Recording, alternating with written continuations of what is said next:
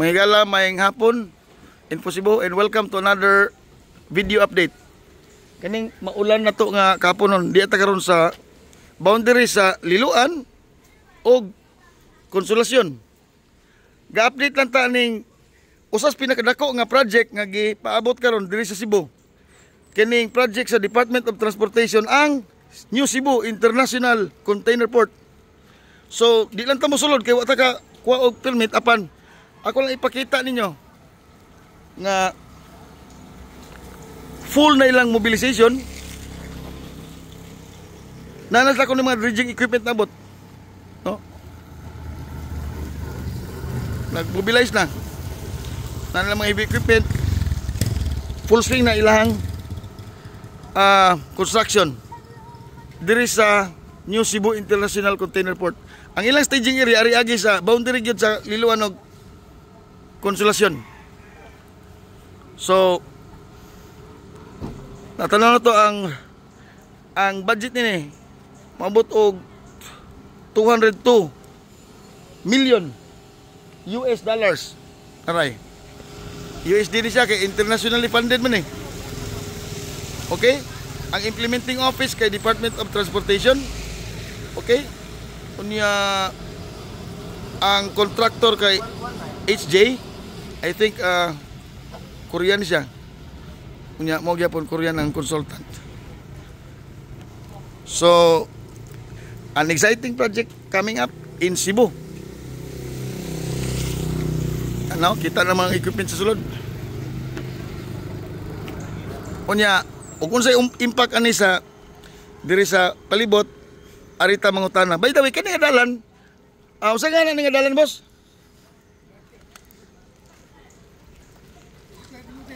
Di po ka taga diri. Kay kaning dalan na mangigalang. Mo ni siya nga dalan nga mula sa Porter Marina. Katon ni mga yati ba, no? Playground of the rich and famous. Unya sama sa bisag unsang economic activity, motakod gini sa mga silingan. Og naa diri, init ilang barbecue. Madam may hapon. Naa ka sa Liloan o naa ka sa Konsolasyon? Naa ka sa Liloan. Nya asa ba na Konsolasyon? Nasa Atbang dito. Atbang, Konsolasyon, kini Liloan. Kaliro ni diri, barangay Kaliro, no? Nya kani tayod ni Pikas. Kay andito, ang tayod di ay duha man ni tayod, no? Tayod sa ubos niya abot rin sa babaw Kaliro. Unya, nasayod na mo sa kadako nga project dia. Wa mo kay bawa, madam. Dako, wa mo kay bawa sa kadako. Oh, 202 million dollars. Dili pesos. Dollars, oh. Wa ko kada calculator pero dako-dako ginagatinara. O sa imo ikasulti, madam, sa kana nga project? Nindot kay ang mga taga diri makatrabaho. Ami nakatrabaho diri. Nanay mo mga apo nang trabaho di apon. Ang uban ako silinan. Apo na ko gagmay pa man dirahay. Nya. Dagan ba trabahante di, madam? Oh, bay-ubay naman. Ana, si madam mawawon. Ha? Alas madam mo spokesman la, sorry, di ana spokesman. Okay. Wa pa operasyon pero What do you mean wa pa operation ang piro pa nag-operate? wala pa. Yes, pero nagsugod ng trabaho. Construction. Ya katoy mong giingon gina nga naanabot ng katong dredging machine, katong higop sa ilom. Ningabot na ko na ang mga trabahante. Nya ari na sila manggawas no, mga trabahante tran mo. Ana niya, magawas niya. So sa to pa sunod na kong balik diri na nakagaysa no. Tingali. Tuhod, nanta sir. Oh, balikon kita kadrepon. Kay ari man nila gutomon sila, wa may taong di gutomon. So wa mo idea madam mga pila ka empleyado ilang i-hire dia? Ikaw dai, ang banan mo naman dia. Pahibaw eh. Pila na sila tanan dia ron. Sa karon. Mga engineer may na dira mga operator, mga trabaho. Gamay ra kayo di pa kayo nagkuan pa man. Pero na may mga equipment ma'am no, naidaghan na abot. So kanusan na siya nagsugod nga murag ni active na gyud tinod kay March to do. Dili April. May di ay May. matod pa niadto lang May kay dugay naman ni gihugon-hugon murag namingaw sa una no. Dugay na kain na oy. Tindan na ko simi paabot. Aw kanang kuan basta inanas. Kay katong gimiting ka din, gimiting ni dito. So gimiting mo mura mo ka ng public hearing ana? Nangid. So di lang ko mangutanag pila gi panghatag sa mga wala di ay. Trabaho lang. Ang ila lang madam nga na may mahatag nga trabaho no. Sige unya. At least nga di lang mulambo ang tayod konsolasyon apan apil ang kaliro liluan. Sige nya dagang salamat ha. Kay di na ko kaantos gyud grabe gi humutan imong gisulbang board ba. Lami man lang sang ipari sa kanang saging nga kanang habal kanang kardaba. Badam ha kung inigbalik nako dire wala dagko na kani imong kwintas dagko na kana. Dengan salamat og Sir, passion ini kinoon. adi maay lang sabak. Ay sabak kay buhat man nagtalaw.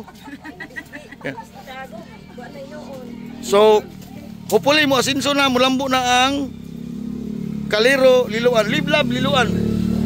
Dengan salamat ha og sa ato po mga nagtanaw keep up be updated no subscribe to Info Cebu.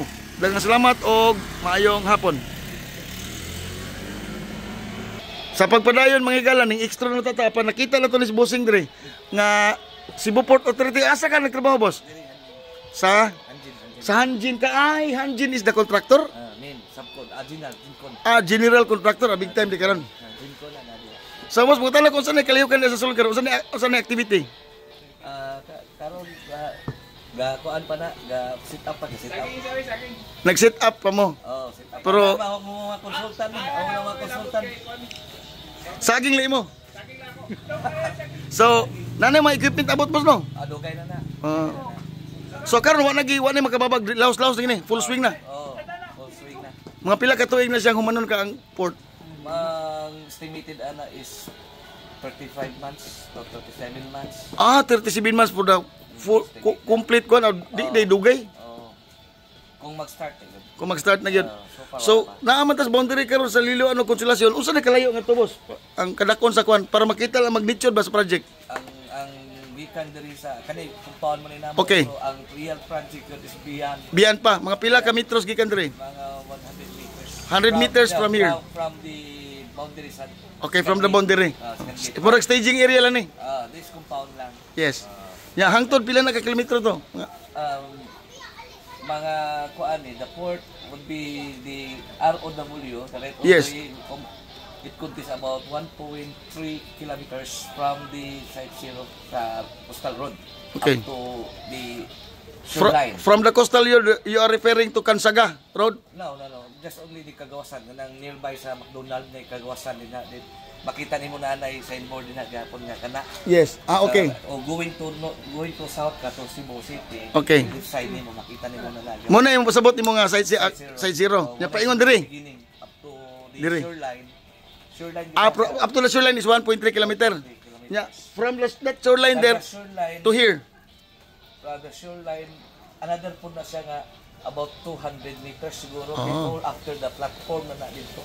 So mura sa square nga kwan, rectangular. Rectangular na siya 500 by 500 meters. 500 by 500 ay 2.1 kilometer na square kilometers. O mga 25 hectares.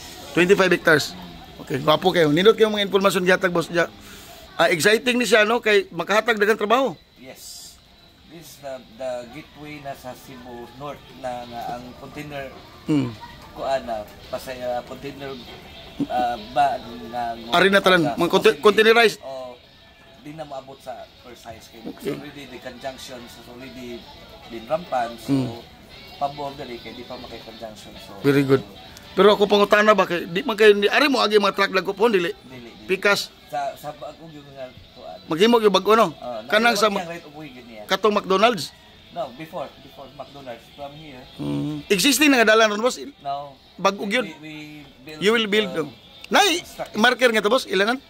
naagi na. Makit- Nakita na namin yun. Sige, makita na ko. Ako atangan. Sige, so once again mga higa, lagi ka sa kanang Kansaga Road na bagong himuong dalan lapos sa kanang bagong international port, Yes. no? Nga 1.3 kilometers ang gitason. Unya siguro mga 5-6 lanes na, 4 lanes. 22 meters width. Lapara. Kay siyempre dagko kung nga truck. 22 meters ang yang kwan. Width. Carriageway. Okay. So daghang salamat boss, pwede ta mga isimungalan. Si Nef. That's Nef. You are officially with Hanjin, Yeah. the general contractor. Under the GINCON. Yes. Daghang salamat po sa og may hapon. So mo ka na mga igala ang labas king updates. Ato pangitaw nang inani ko no gyapon nga mga marker. Yeah. Ni ingon matud pa ni Boss Nef no nga. Adto na siya mo ay Site 0. Site 0. This one is site This is compound. the compound oh, staging area. Sige. So thank you mga igala. Tangi ha kay di lang madugay sugdan na gyud ang pag-construct and it will only take between 35 to 37 months. Kay kaning mga tawa na hanjin kuha na ni. Expert na. Dili They came from 1970s pa ni sila nga Gencon. They build Subic Bay. They have also been the Angat Dam. They have so many projects all over the provinces of Philippines. Yes, I think boss mura nakahimo po nagkarsada sa In Bohol. Negros. In Bohol, in Negros. Sa unang panahon no, hanjin to. Hanjin nga po ni. This is Hanjin also. No? Giga pa hanjin po no. Pero Tagalog siya, murag Tagalog. Say Davao. From Davao. So kuyog-kuyog mo asang hanjin. Oh.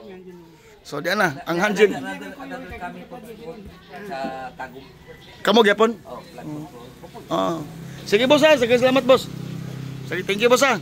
All right. So mo to mga igala no. Katulutan ng extra ron kay unexpectedly natay mga information pa nakuha.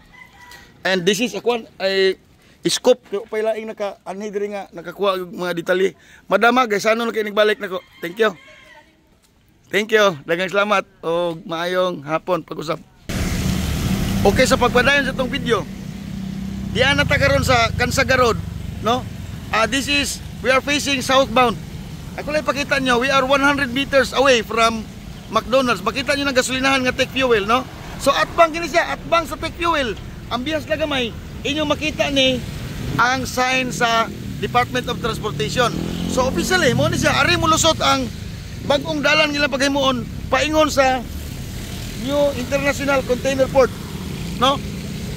So mo na mo nga sign, no? With a budget of 202 million US dollars.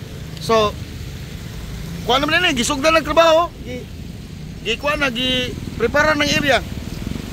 So, muna siya manghigala, no?